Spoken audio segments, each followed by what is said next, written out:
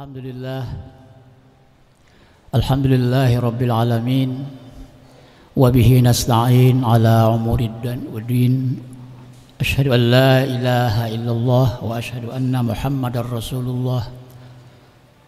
Allahumma salli wa sallim wa barik ala sayyidina Muhammad wa ala alihi wa sahbihi ajma'in. Amma ba'du, fa ya ibadallah, ittaqullaha haqqa tuqatih wa la tamutunna illa wa antum muslimun. Jamaah salat Jumat yang dimuliakan oleh Allah,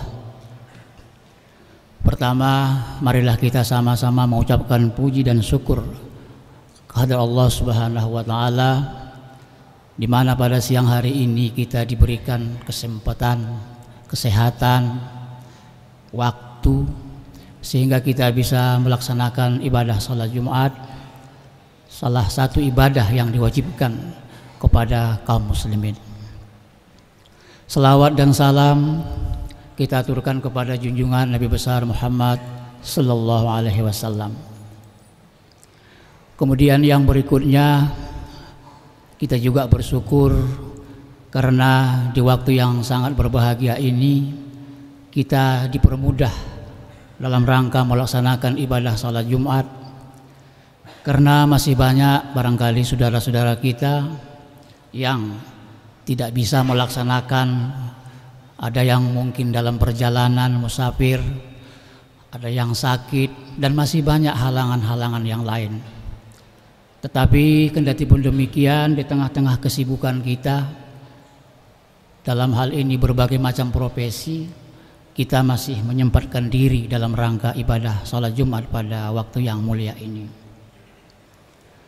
Dalam kesempatan ini saya ingin menyampaikan terkait dengan betapa pentingnya kita merenungkan kembali aspek-aspek kehidupan kita, kehidupan sehari-hari kita, baik itu yang terkait dalam konteks agama maupun kehidupan sosial.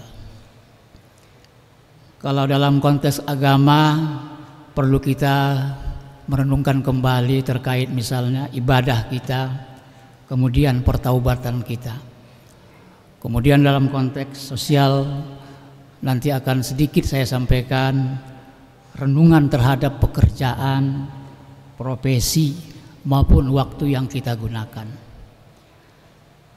Pertama, saya ingin melihat dari aspek renungan dalam konteks ibadah, bahwa di dalam Al-Quran sendiri disebutkan pada surat Al-Hasr ayat 17, A'udzubillahi minasyaitonirrajim, Bismillahirrahmanirrahim, Ya ayyuhallazina amanu ittaqullaha wal tanzur nafsum ma qaddamat lighad wattaqullaha innallaha khabirum bima ta'malun. Di situ Allah mengatakan setiap orang hendaklah memperhatikan apa yang dia lakukan untuk masa depannya. Masa depan di sini bisa dimaknai hari akhir ataupun masa depan yang terkait dengan kehidupan duniawi. Artinya kita disuruh di sini merenung apakah ibadah-ibadah yang kita laksanakan ini betul-betul sudah mencapai target, ya, atau mencapai yang idealnya dari apa yang kita laksanakan.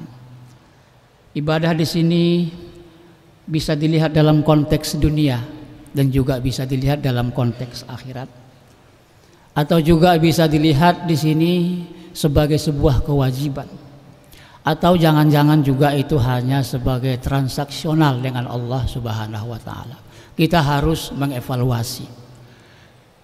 Misalnya kita melaksanakan sholat, apakah memang ini sebuah kewajiban sebagai hamba? Atau jangan-jangan juga dalam pikiran kita, kalau saya sholat berarti saya dapat pahala. Jadi yang kedua ini sangat transaksional. Jadi saya melaksanakan ibadah karena ada ganjaran. Tetapi mungkin bisa dilebihkan kepada bahwa ibadah sholat itu sebagai sebuah kewajiban kewajiban moral yang orang sebetulnya apakah diganjar atau tidak terserah. Tetapi tugas saya sebagai hamba adalah menyembah Allah Subhanahu wa ta'ala sebagai Tuhan pencipta saya dan yang menghidupkan saya. Nah di situ jadi perlu kita mengevaluasi sejauh mana hal itu bisa berlangsung. Kemudian yang kedua terkait dengan pekerjaan. Pekerjaan itu artinya sejauh mana kita sudah bekerja sesuai dengan apa yang diinginkan, yang dicita-citakan. Bekerja di sini terkait dengan profesi, karena semua profesi kita ini akan dibuktikan, akan dilihat. Dalam Al-Quran dikatakan wa qul i'malu fasayarallahu amalukum wa rasuluhu wal mu'minun. Maka beramallah kamu ya, maka Allah akan melihat amalmu. Allah juga melihat semua perilakumu, bahkan Rasulmu juga akan melihat, bahkan semua kaum mukminin, kata Allah dalam Al-Quran. Artinya apa? Bahwa di sini kita memang dituntut untuk menjadi atau memiliki profesi yang betul-betul bermakna, bukan hanya untuk kehidupan kita tapi juga untuk kehidupan orang lain. Nah ini sejauh mana sudah profesi kita? Apakah hanya sebagai sebuah rutinitas atau tadi ada peningkatan-peningkatan dari satu hari ke hari yang lain, prestasi-prestasi yang diperoleh dari satu hari ke hari yang lain. Nah, ini juga butuh perenungan, evaluasi terhadap profesi kita, pekerjaan kita. Apakah memang profesi kita sekarang ini yang terbaik untuk menuju kehidupan dunia sekaligus mendukung kehidupan akhirat? Ini juga menjadi bahan evaluasi kita. Kemudian yang ketiga adalah prestasi.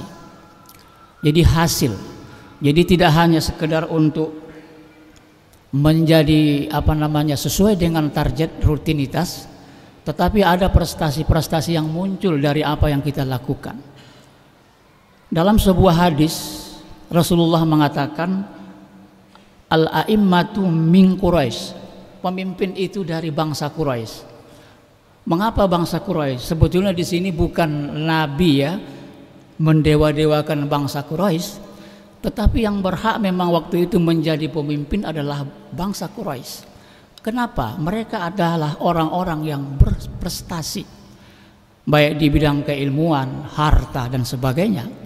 Maka jadi prestasi memang menunjukkan apakah layak seseorang itu diangkat menjadi pimpinan misalnya atau tidak. Nah, ini juga harus menjadi renungan kita.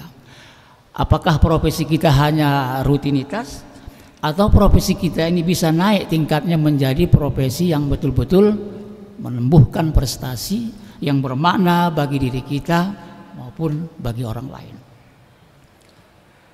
Selanjutnya adalah pertaubatan. Jadi pertaubatan ini juga sebetulnya merupakan hal yang perlu kita evaluasi. Kenapa pertaubatan ini perlu dievaluasi? Ya, cara-cara kita bertaubat apakah memang sudah sesuai dengan tuntunan yang disampaikan oleh agama, baik itu lewat Al-Quran maupun sunnah-sunnah Nabi. Cara bertaubat, bagaimana langkah-langkah yang harus dilakukan? Apakah memang taubat itu mengandung penyesalan yang betul-betul serius kita lakukan, kemudian kita meninggalkannya secara serius juga dan mengerjakan sesuatu yang lebih baik? Ini juga menjadi perenungan kita secara individual. Memang pertaubatan ini penting terbuka. Kenapa? Memang manusia itu tempat salah. Jadi mengapa ada taubat? Ya karena manusia itu tempat salah, khata' wan nisyan. Jadi sumyal insanu insanan likasratin nisyan, katanya orang Arab begitu ya. Dinamakan juga manusia itu manusia insan karena sering lupa. Oleh sebab itulah terbuka taubat, kesempatan untuk meminta ampun atas kesalahan dan kekhilafan yang sudah dilakukan. Kemudian kenapa ada pertaubatan? Karena kita hidup ini sering dilingkupi oleh multi dimensi, multi tafsir. Ada semacam keraguan-raguan dalam menetapkan atau melakukan menerima sesuatu. Contohnya, dalam kehidupan kita sehari-hari kita sering mendengar istilah hadiah, komisi, insentif, dan masih banyak istilah-istilah yang memang itu multi dia. Nah, hal-hal seperti ini semestinya menuntut kita kembali kepada pertaubatan. Apakah penafsiran-penafsiran terhadap apa yang saya terima itu termasuk hadiah betul, atau termasuk insentif, termasukkah komisi, atau jangan pelicin? Ini multi tafsir. Nah, oleh sebab itulah dalam hal sehingga kita nanti bisa mendapatkan sesuatu yang halalan thayyibah, kita harus evaluasi. Karena ini penting. Jadi kehidupan manusia itu memang sering dikelilingi oleh penafsiran-penafsiran yang multi, yang itu cenderung memang kepada hal yang menguntungkan dirinya.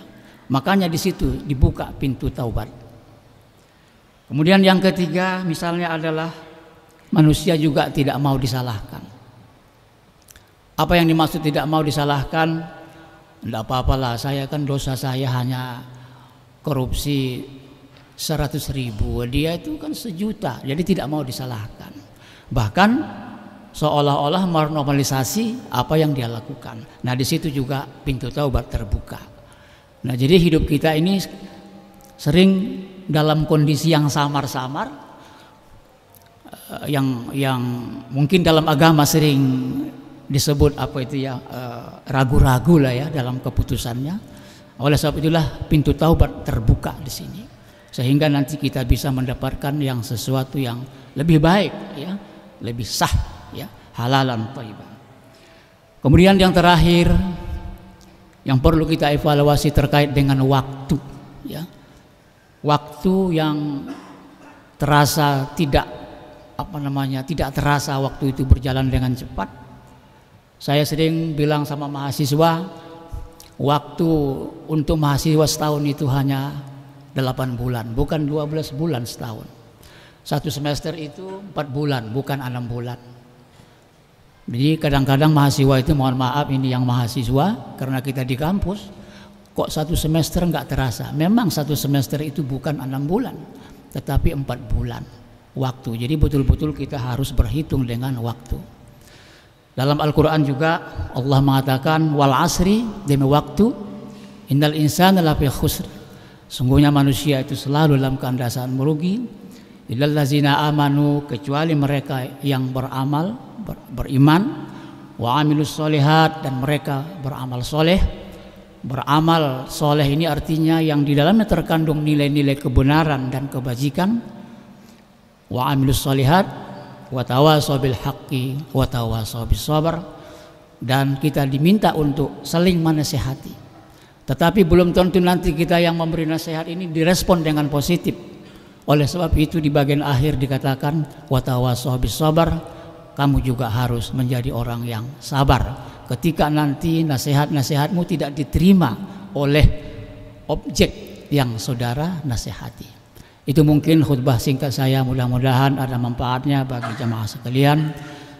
Barakallahu li wa lakum fil Qur'anil azim wa nafa'ani wa iyyakum bima fihi minal ayati wa dzikril hakim. Aqulu qouli hadza wa astaghfiruh, innahu huwal ghafurur rahim.